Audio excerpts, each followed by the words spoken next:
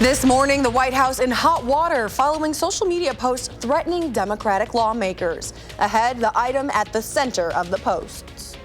Certainly the largest healthcare acquisition anywhere. Plus a major shakeup at one of Madison's biggest employers, the company's new owner, and what that means for its roughly 7,000 workers.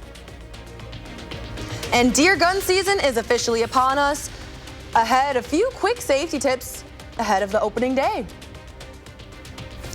Well, good Friday morning. Thanks for waking up with News 3 Now this morning. I'm Michelle Renee Quinn, filling in for Chris and Kyrian. And we're going to get you ready for your day as you head out the door. Meteorologist Savannah Brito is standing by live in our studio in Madison. Good morning, Savannah. How's it looking today? Good morning, Michelle Renee. Well, we're off to a better start than yesterday. Not in the temperatures, but you remember that fog that we had that blanketed the area yesterday? We're not waking up to that, luckily. Yes, we do have some fog, but it's not as widespread. This map yesterday was white. We are seeing a little bit of that halo around Dane County and Madison. We're down to 1.5 miles. Lone Rock's at 3/4, Boscobel at 3, and 2 miles is what we're down to in Viroqua. So not as low nor as widespread as yesterday. You can kind of see that out of our camera. This is overlooking downtown Madison. Our temperature is at 29. We do have some cooler spots this morning, though, and luckily we're finally going to see the sunshine and temperatures that are going to get into the mid to even upper 40s again. Similar temperatures to yesterday. We'll talk about how many 50s are in the forecast coming up. Savannah, thank you. I am looking forward to those 50s. This morning, 2 people are in police custody after being arrested for a homicide. Madison police arrested 34-year-old Jordan Shorlow yesterday at a home on the east side for incidents that happened in Madison in 2016 and 17. 3 hours later, Columbia and Sauk County officials arrested 33-year-old Justin Shorlow at a home in Randolph. That was near the village of Cambria. This for an incident that happened in 2017. This morning, the Wisconsin State Journal is reporting that a shelter-in-place order was issued at the time of his arrest. However, the Cambria County Sheriff now says there is currently no danger to the public. Police have not yet released any specific details about the incidents, but say they will share more information in the near future. Police say these incidents are not related and there's no threat to the public, and we will have an update right here on News 3 Now and channel3000.com. Today is the 4-year anniversary of the deadly Waukesha parade attack. At least 6 people were killed and dozens injured after Darrell E. Brooks Jr. drove an SUV through the Christmas parade. Brooks was found guilty of all 76 charges against him, including 6 counts of first-degree intentional homicide. A judge sentenced Brooks to 6 consecutive life sentences in 2022. Governor Evers has also ordered that flags across the state be flown at half-staff. Turning now to some national news, the Trump administration is in hot water this morning after President Trump threatened several Democratic lawmakers. On social media, Trump accused these 6 lawmakers of, quote, seditious behavior punishable by death, then later reposted a comment saying they should be hung. The post stems from this video where those 6 representatives told soldiers and national security officials to not follow illegal orders. The White House standing firm with its comments during a press briefing yesterday. To suggest and encourage that active duty service members defy the chain of command is a very dangerous thing for sitting members of Congress to do, and they should be held accountable. I'm not going to shut up because Donald Trump is threatening me. All 6 of those Democratic lawmakers have already requested for extra security. A federal judge is now saying the Trump administration, quote, exceeded the bounds of their authority when it deployed the National Guard to Washington, D.C. However, the judge delayed her order that would require the National Guard to leave the district. President Trump first deployed the National Guard back in August as part of crime crackdown operations. Today, New York City Mayor-elect Zohran Mamdani is expected to meet with President Trump for the first time since the election. Trump confirmed the meeting earlier this week, saying Mamdani originally asked for the one-on-one meeting. On Wednesday, the Democratic Socialist said he wants to speak plainly to the president about New Yorkers struggling to afford the city. Mamdani is scheduled to be sworn in as mayor in January. To more local news this morning, a major shakeup at one Madison employer is happening right now. Global healthcare leader Abbott is in the process of acquiring Madison-based Exact Sciences. The $23 billion deal says Exact Sciences will maintain its presence in Madison. Exact Sciences employs 7,000 people. Now, this comes more than 3 months after Exact Sciences confirmed that 4% of its overall workforce would be laid off. That impacted around 200 positions in Wisconsin, including 80 at its headquarters in Madison. The Greater Madison Chamber of Commerce says the acquisition is a statement of what Exact Sciences have grown to be. Certainly the largest healthcare acquisition anywhere based on Bloomberg information this year. And I think when you think about 2009, so 16 years ago, and Exact Sciences is a small company with 2 people, and they moved from Boston to here, and how they have grown and helped define this region as one of the epicenters of research and cancer treatment and cancer diagnostics. Abbott, headquartered in Illinois, is known for products like Pedialyte and Ensure. Exact Sciences focuses on early cancer detection and personalized treatments. That's something Abbott says it's aiming to enhance in its presence. They don't have a cancer diagnostics business, so we become that. And our people are responsible for continuing to grow. And we have great pride in that. And we want to go help change the world together. The acquisition is expected to generate $3 billion in revenue this year and is set to close in the second quarter of 2026. It's still subject to Exact Sciences shareholder approval and other closing conditions. Looking ahead now, Wisconsin's version of C-SPAN is now announcing it will end its broadcasts next month. WISC-I allows viewers to watch state government proceedings live and is often used by News 3 Now to help us cover what's going on at the state capitol. The organization says it'll shut down because it will not receive enough funding to cover its 2026 operational budget of $887,000. WISC-I is set to shut down on December 15th, and with it, roughly 30,000 hours of state government proceedings will be lost. Tomorrow, the gun deer season begins. Wisconsin DNR officials say this year's opening date is on the later side, meaning that there will be a difference in daytime deer activity.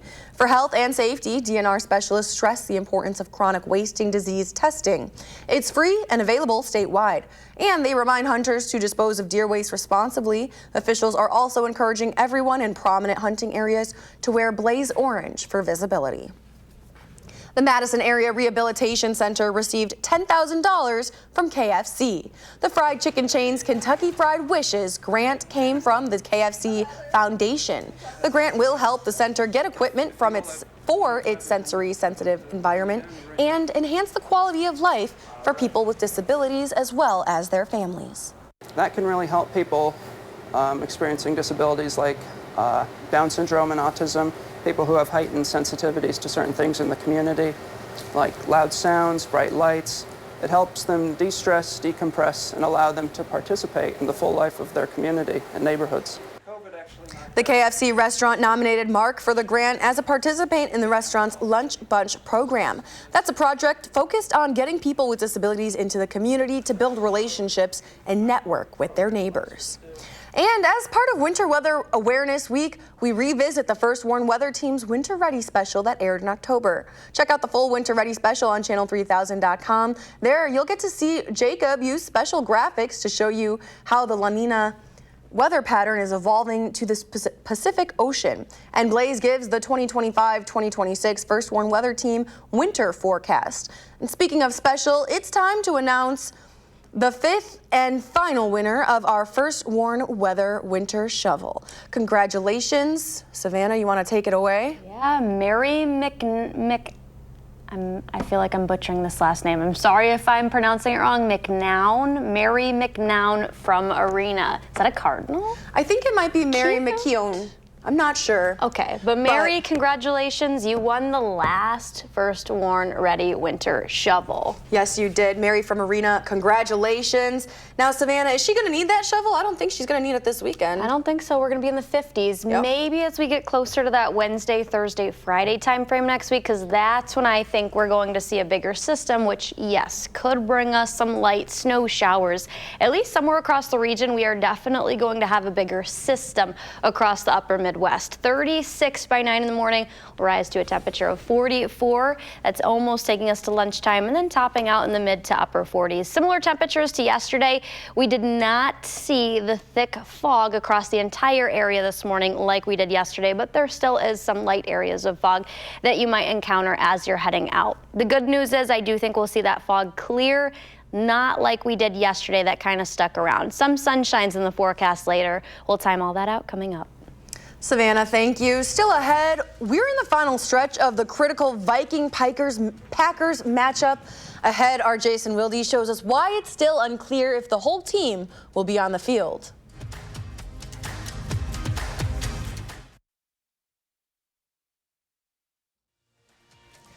Welcome back. We are working for the weekend in the 608 on this lovely Friday, and our Josh Sprider is here with the weekend planner for your family. Good morning, Josh. Hey, Michelle Renee, good morning to you. It is the weekend before Thanksgiving, and the holiday season is already ramping up. Here are my 3 things to do this weekend in the 608.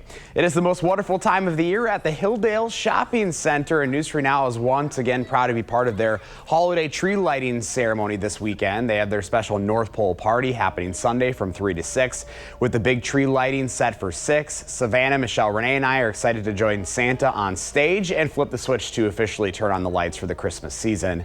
So come on out and say hi and support local business. Happening the night before, downtown Madison is getting ready to shine on. The city's holiday lighting ceremony takes over Lisa Link Peace Park on Saturday. The family-friendly event runs from 4 to 6 with the big moment, the switching of the lights along State Street in the Capitol Square and King Street area, happening at 5 o'clock. Saturday is also the second of 5 holiday markets in Monona Terrace. This is put on by the Dane County Farmers Market. Doors open at 7:30 in the morning. More than 65 local vendors will offer Wisconsin-grown produce, meats, cheeses, baked goods, plus holiday favorites like wreaths, soaps, and candles. Cookbooks, merchandise, and gift certificates are also available. For more of what's happening this weekend in the 608, just go to channel3000.com. You ready to flip the switch on Sunday? I am so excited to flip the switch on Sunday. I'm jumping for joy. One of my favorite events of the year. Like, we just get so excited, and it's so amazing to see so many people come out, support local businesses, but also have a good time. Absolutely. And you know, we'll have our little bells. We'll get to be with the community. And I went last year and I saw Savannah flip the switch, and it was such a joy. And Kyrian was there too. So definitely come on out, you guys. It's a great way to kick off the season for sure. Absolutely. Thank you so much, Josh. You're welcome. Remember to let Josh know what inspires you in the 608. You can reach out either on social media or email us at inthe608@WISC-TV.com for a chance to be featured. Let's check in now with Savannah Brito. Good morning, Michelle Renee. We're dealing with a little bit of fog, but we had this entire map just widespread. The fog was blanketing southern Wisconsin. We still do have some lower visibilities in this stretch of fog stretching from Viroqua all the way to Madison. Right now we're at 1.5 miles, 3/4 mile in Lone Rock and Boscobel, 2 in Viroqua. So Madison and westward, you want to allow a little bit of extra time if you're traveling that way until mid-morning, and then the fog will clear. We've got cooler temperatures than this time yesterday, 29 in Madison, 30 in McFarland, 32 in Sauk City. The cooler air is northwest of Madison, where you see these darker blues. Those temps are down to the 20s for the most part. And then we've got a warmer air mass. Janesville sitting closer to 40. Milwaukee is there this morning. How about what we're expecting for later this morning? We've got the mid-40s that are in the forecast, very similar to yesterday, mid to upper 40s, mild weather conditions with partly sunny skies. How about tomorrow? I do think we'll see the sunshine later today, especially areas down towards the Illinois-Wisconsin border, more cloud cover, Madison and northward. I think that's where you'll find mostly sunny skies. Tomorrow, everyone's going to be seeing the sunshine. For the kickoff, though, partly cloudy conditions are expected. A little on the cooler side, 43 as you're heading home, 39. This is how far above average we're going to be heading into Sunday. So I think most of us are going to be sitting about 10. It's even as high as 15 degrees above average. Very warm. Our temperatures could even get into the mid-50s on Sunday afternoon. Big change, though, next week into Thanksgiving week. I think we're going to still be mild Monday and Tuesday. Highs are going to be near 50 with some scattered showers. Once we get into Wednesday and that cold front clears the area, that's what'll drop our temperatures down to the mid-30s only as we head into Wednesday. Mixed precipitation. I think we will have a bigger system northwest of here, bringing areas across Minnesota and northern Wisconsin some snow showers. By Thanksgiving, as that cold front continues to expand further to the southeast, I think that'll drop our temperatures to just about 30 degrees with mixed precipitation. For Black Friday, though, mostly cloudy. At night, we're going to see temperatures fall a lot, but during the day, probably only going to be in the mid to upper 20s. So a lot cooler heading into the weekend after Thanksgiving as well, where temperatures are probably only going to be 30. So we've got a stretch of weather Thanksgiving through the weekend. Next weekend, we're going to be below freezing level, only in the upper 20s or lower 30s. Michelle Renee? Yes.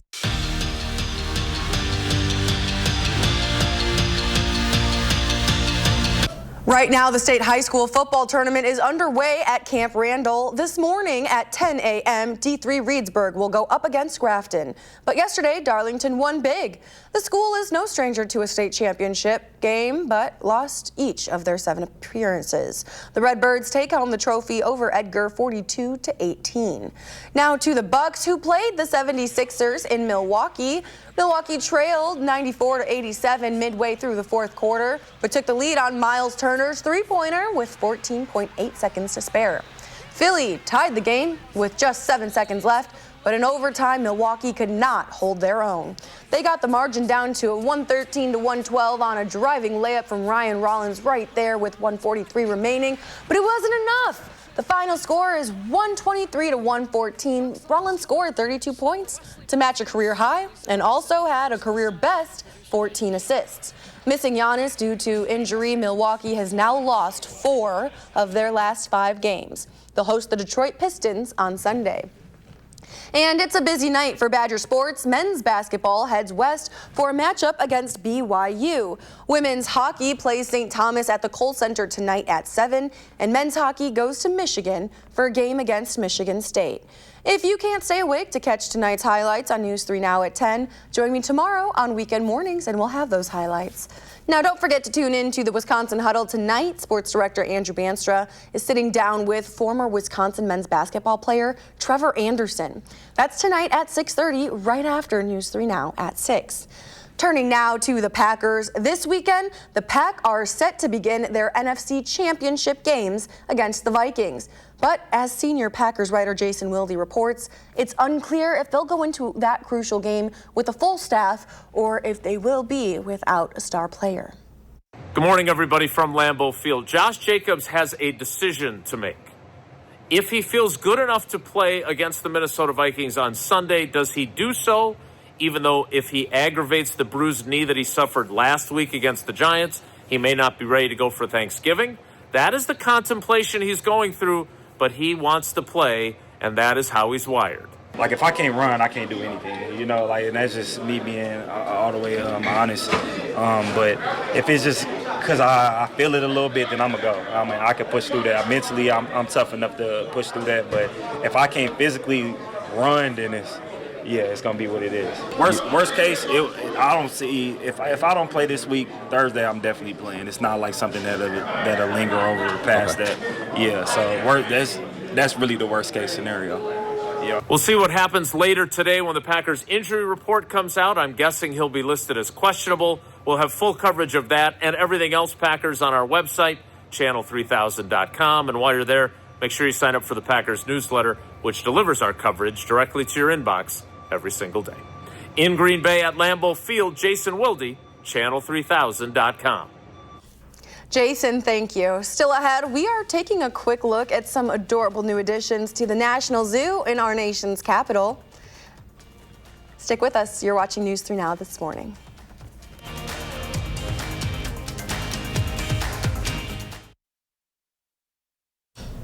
Welcome back. I'm so excited to share this with you. A cheetah at Smithsonian's National Zoo recently gave birth to 4 cubs. Check it out, guys.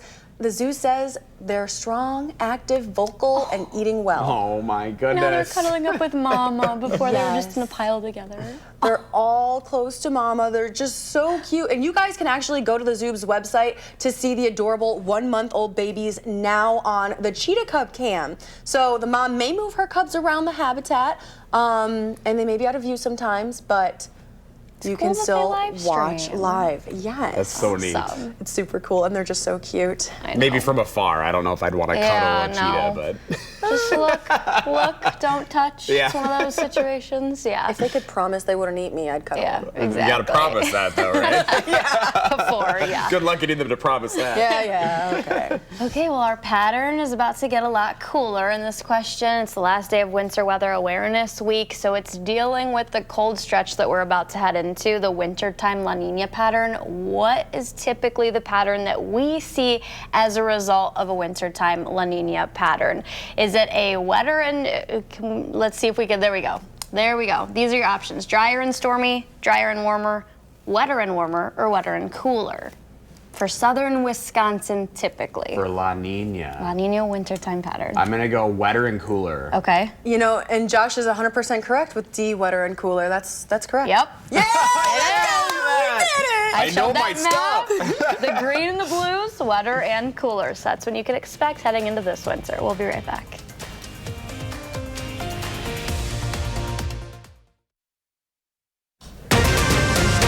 Right now, police make arrests in connection with incidents from several years ago, but questions remain.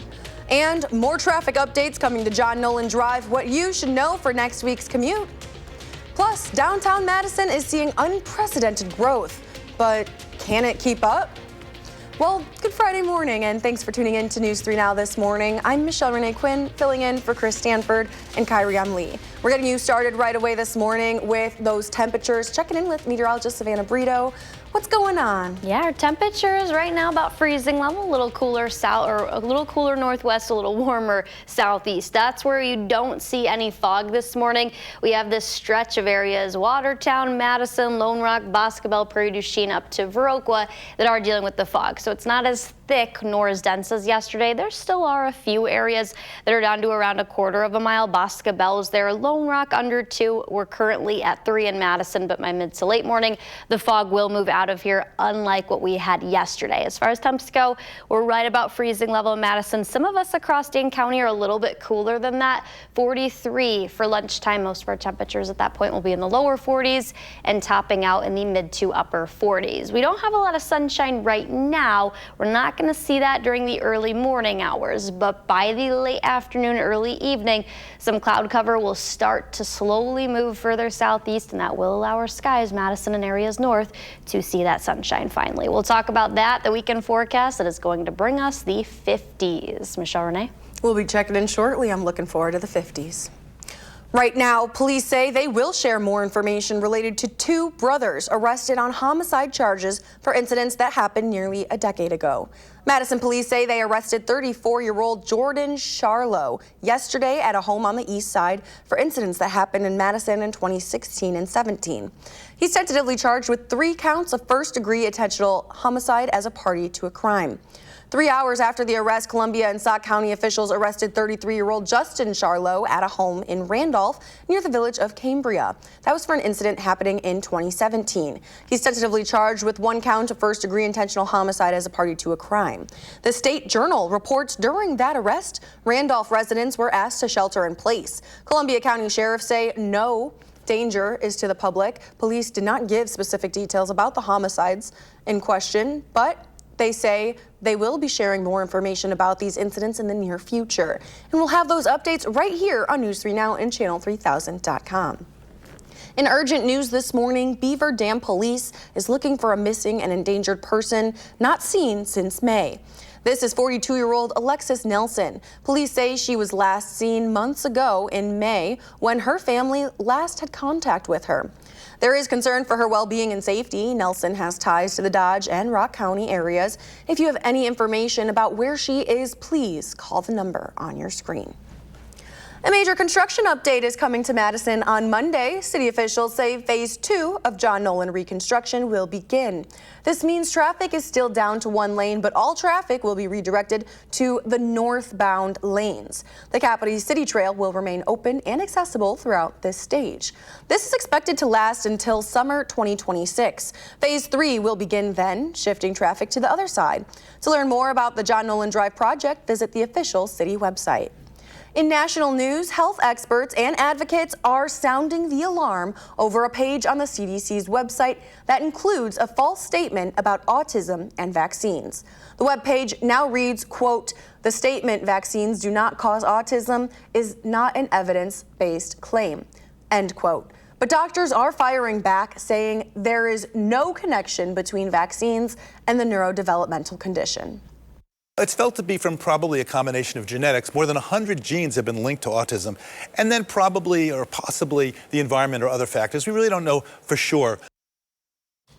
The updated page does not cite new research. Instead, it says the past studies supporting a link have been ignored by health authorities. The HHS adding that the changes were a, quote, common sense upgrade. This morning, Ukraine says it's reviewing a 28-point peace proposal from the U.S. If agreed upon, Ukraine would have to give up some of its land and would also limit its military capabilities. This comes as Ukrainian and European officials have previously rejected the idea of Ukrainian concessions. U.S. officials say any agreement would require both sides to concede. The proposal is still in its early stages and has not yet been finalized. New details emerging about a possible cause of the UPS flight crash. The NTSB's preliminary report shows a part designed to hold the engine into place had failed, allowing it to detach and fly over the wing. The report also revealed that UPS had been in the process of phasing out the 34-year-old jet. 14 people were killed in the November 4th crash in Louisville. The agency expects to issue its final report in the next 18 to 24 months. More people are moving in, more buildings are going up, and more visitors are coming out to downtown Madison. A new report from Downtown Madison, Inc. shows record tourism after years of recovering from a COVID-related drop. The report shows the Farmers Market, concerts on the square, and Madison Marathon, as well as Maxwell Days, are all key players in bringing in more than $327 million in visitor spending last year. That's 4% more than 2023, the first year to see a bounce back from COVID. And businesses on state are 79% locally owned. Meanwhile, construction spending is the highest ever, but it's not enough to keep up with growing demand. We're just about 35,000 residents living in downtown Madison. That is much larger than cities our size across the country. The report shows rental vacancy rates continue to stand at a nearly all-time low and median home price at record highs. Another study shows home prices are getting more expensive in Dane County. The Wisconsin Realtors Association says prices for a home have increased for 5 consecutive months. Experts say persistence is key if you're looking for a home, and trying to buy during the winter months could save you money with the recent drops in mortgage rates. If you look at where they are now versus where they were at the beginning of 2025, they're down almost 0.75 percentage point. Realtors say another tip if you need to buy a house sooner than later, start looking outside of Dane County. Right now, the state high school football tournament is underway at Camp Randall. This morning at 10 a.m., D3 Reedsburg will go up against Crafton. But yesterday, Darlington won big. The school is no stranger to a state championship game, but lost each of their 7 appearances during their game yesterday. The Redbirds took home the trophy over Edgar 42-18. Now to the Bucks, who played the 76ers in Milwaukee. Milwaukee trailed 94-87 midway through the fourth quarter, but took the lead on Miles Turner's three-pointer with 14.8 seconds to spare. Philly tied the game with 7 seconds left, but in overtime, Milwaukee could not hold their own. They got the margin down to a 113-112 on a driving layup from Ryan Rollins. That's not enough. It just wasn't enough. The final score is 123-114. Rollins scored 32 points to match a career high and also had a career best 14 assists. Missing Giannis due to injury, Milwaukee has lost 4 of their last 5 games. They'll host the Detroit Pistons Sunday. And it's a busy night for Badger sports. Men's basketball heads west for a matchup against BYU. Women's hockey plays St. Thomas at the Kohl Center tonight at 7. And men's hockey goes to Michigan for a game against Michigan State. Now, if you missed the games, catch the highlights tonight at 10 or join me tomorrow on Weekend Mornings. Don't forget to tune in to the Wisconsin Huddle tonight. Sports Director Andrew Banstra sits down with former Wisconsin men's basketball player Trevor Anderson. That's tonight at 6:30, right after News 3 Now at 4. And now some say disco is dead, but local band VO5 is proving that it is far from the truth. Kat Capillero, aka Disco Mama, and her husband had a dream of a dance band for the city of Madison. She tells us where that inspiration came from and what the city was missing out on. The 70s were a highlight of a time for people to bring together influences from around the world on dance floors at the discos. But Madison didn't really have what we do. We really wanted a band that was all about dancing. 20 years later, people are really dancing to VO5s. Join me tomorrow on Weekend Mornings to hear more of those 70s grooves as part of our Morning Notes segment. And get ready to get into the holiday spirit. Tomorrow night, the downtown Madison will light up. Now, this event will be at Lisa Link Peace Park from 4 to 6, and both Santa and the UW women's basketball teams will be making special appearances. There will also be free cookies, hot chocolate, and s'mores. The Wisconsin Youth Symphony Orchestra will also be holding a special performance tomorrow night.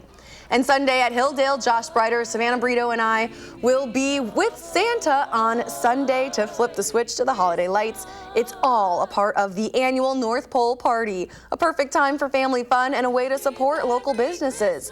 The North Pole Party runs from 3 to 6 p.m. on Sunday at Hilldale. Lights go on at 6. Are you guys ready to flip that switch with me? Oh, sure are. Cannot wait. I just love the carolers. There's just like nothing like it. Like gets you right into the holiday spirit. And those carolers were really talented. Really the harmonizing talented. yesterday, you know, I wanted to sing along, but nobody wanted that. Notice I was just bobbing my head with the microphone. Right. We know where our voices belong, and it's telling the news, not singing the song. Oh, but you'll be able to enjoy them out there on Sunday, so it's going to be a great night. Again, the tree lighting is at 6 o'clock promptly, so don't be late.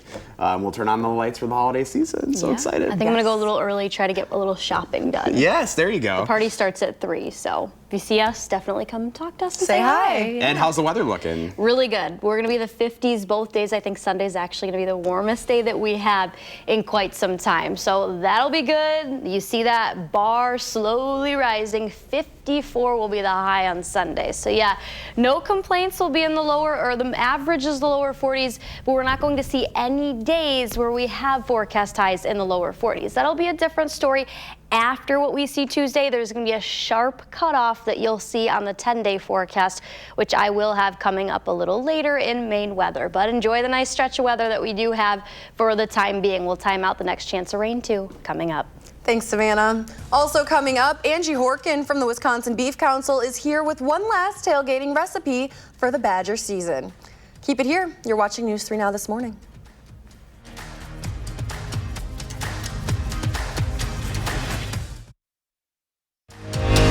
You're watching News 3 Now this morning. Moving forward. Well, good morning. Welcome back. Happy Friday. We're getting you all ready for the weekend. It looks really nice. We have a stretch of weather where we're going to have above average temperatures, including some 50s that are in the forecast. Today, not so much. We'll be in the mid to upper 40s, still above average slightly though, but by Sunday, our temperatures are going to be upwards of 10 to even 15 degrees above normal. Our temperature high that's forecast for today, 46 degrees. We will have some sunshine later. It won't be breezy today, but once we get into Saturday, that's when we're expecting some pretty gusty conditions. So today, about 5 to 15 miles per hour for winds, but by Saturday around lunchtime, that's when they're really going to pick up. We could have some gusts reaching about 15 to even 20 miles per hour. So get ready for a breezy weekend. I do think by Sunday morning and into the afternoon, we start to see those come down a little bit, where gusts are only going to be around 10 miles per hour or so. So more towards near normal as far as winds go, but not temperatures. Sunday's going to be the warmer day. Tomorrow, the Badgers take on the Fighting Illini at 6:30 at Camp Randall. Temperatures are going to be in the lower 40s for that kickoff at 6:30 as you're heading home. probably going to see the upper 30s. So temperatures are not going to fall a lot, but it will be on the cooler side, so make sure you dress accordingly. I think it will be breezy, but at least we'll have dry weather. No rains in the forecast for tomorrow. That'll be a different story as we head into Monday and Tuesday. That's your next chance of rain. I do think we'll see a cooler pattern too after a set of cold fronts moves through the area. So this is the forecast right around Thanksgiving, and that's when we're going to see that big change. Below normal temperatures, we are going to expect a wetter than normal pattern heading into that time frame. That's specifically November 27th for December 1st. And on the next 10 days, you can really see that big temperature drop. We'll be well above average still into early in the week. And then by Wednesday, 37, Thanksgiving, 31. So we had a big temperature drop last year on Thanksgiving. And unfortunately, that's exactly what we're going to see this week or next week too. But at least we've got the 50s that are in the forecast this weekend. We're looking forward to that. Yes, we are. Are you guys hungry? Yeah, starving. We're always hungry when Angie Horkin is joining us from the Wisconsin Beef Council. And of course, we've got the football. We are returning ready for the game, you guys. You're always asking for that hat. What are we making today? Well, for the last home game, we're going to make a really awesome, delicious glazed flat iron steak recipe. Yum. So sorry, Chris, he's not here this morning, but we have a delicious steak. So let's talk flat iron quick. Flat iron is actually from the chuck. It's very beefy flavor, but it's the second most tender cut behind the tenderloin. So kind of a newer, less popular cut and a little more economical than a tenderloin, but it's perfect on the grill since it's so tender. And then it's got that great beefy flavor, so like chuck roast. Yum. So yeah, it's a wonderful cut. So we took it, we grilled it. Now we're gonna make a glaze. That's where the al pastor comes in. It's kind of like a spicy, sweet, spicy glaze. And I'm starting with pineapple. Just half of a can of crushed pineapple. Equal amount barbecue sauce, about 1/4 cup. Then some ancho chili powder. Give it a little heat. There we go. Because it is going to be in the 40s, right? So, and windy.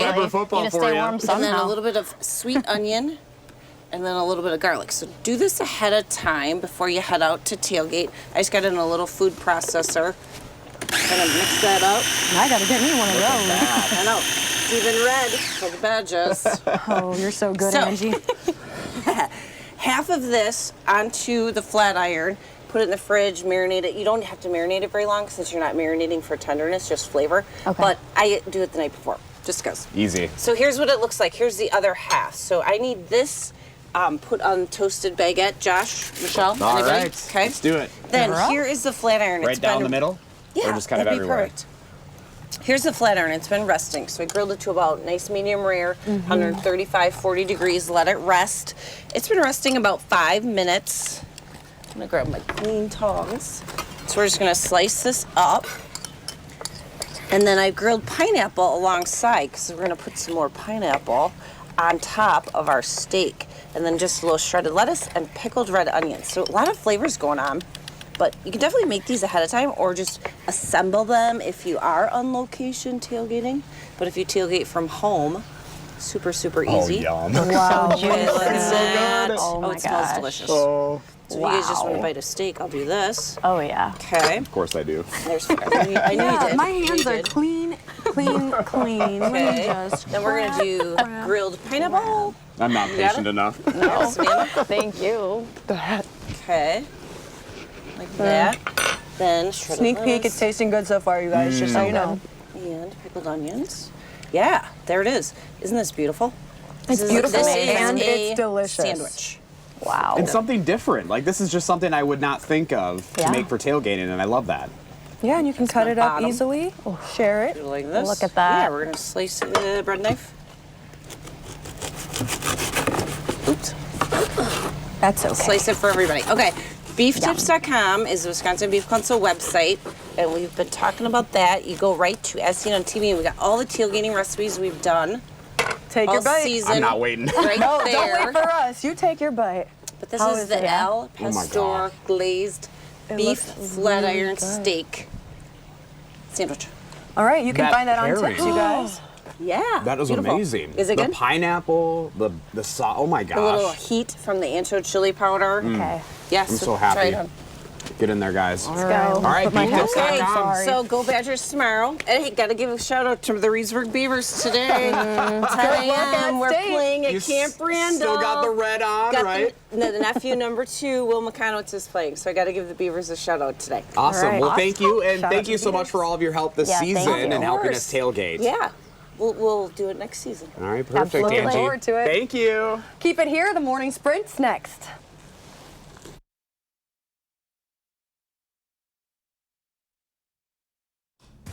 It's 6:54, time for the morning sprint. Madison police say they will release more details on the arrest of Jordan and Justin Charlo, linked to a homicide nearly a decade old. Jordan was arrested yesterday on Madison's east side for incidents from 2016 and 17. 3 hours later, Justin was taken into custody in Randolph for a 2017 incident. City officials say phase 2 of John Nolan reconstruction will begin Monday. This means traffic is still down to 1 lane, but all traffic will be redirected to the northbound lanes. The Capital City Trail will remain open, and this is expected to last until summer 2026. Phase 3 will begin then, shifting traffic to the other side. Flags will fly at half-staff today for the 4th anniversary of the deadly Waukesha parade attack.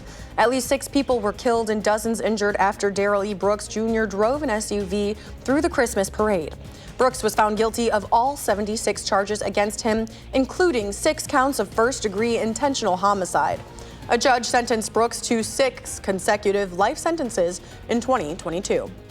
If you don't have a real ID when you fly, it could soon cost you. TSA has proposed a rule that would charge travelers who lack a real ID an $18 fee at security checkpoints. That's according to a notice published Thursday in the Federal Register.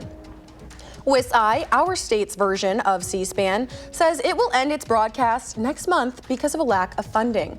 WISC-TV lets anyone watch government proceedings live and is often used by News 3 Now to help us cover what's going on at the Capitol. Shutdown is set for December, and roughly 30,000 hours of state government proceedings will be lost. Massive healthcare company Abbott will take over Exact Sciences, a cancer screening company that's based in Madison since 2009. The move comes just a few months after Exact Sciences laid off 4% of its overall workforce. That impacted about 200 people in Wisconsin.